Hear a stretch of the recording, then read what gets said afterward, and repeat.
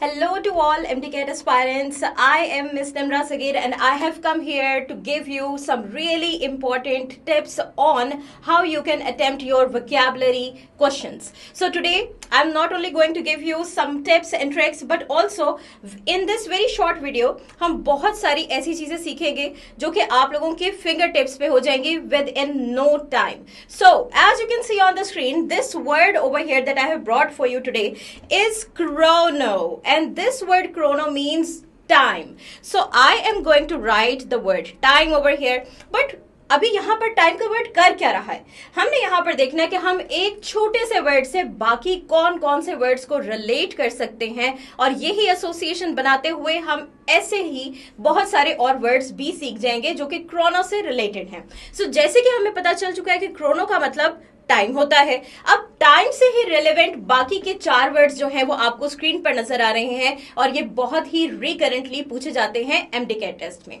सो ये देखिएगा, सबसे पहले you are looking at chronology, then second one is chronological, third is chronicle and fourth is chronic. Okay, so all of them have chrono word. So लेकिन इनमें थोड़ा सा difference है. इन्हीं थोड़े से डिफरेंस से आपने इनका मतलब याद कर लेना है. So chronology is any sort of sequence of events.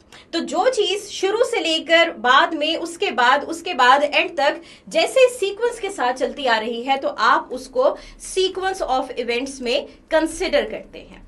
ठीक है. Also when we are talking about sequence of events, you also call it that this is something that is known as a noun, क्योंकि हम इसको abstract noun के तौर पे use करते हैं. ठीक है. So I am writing for you here कि आप लोगों को इसको आइडेंटिफाई करना आसान हो जाए एज अ नाउन. फिर दूसरी चीज आ जाती है क्रोनोलॉजिकल.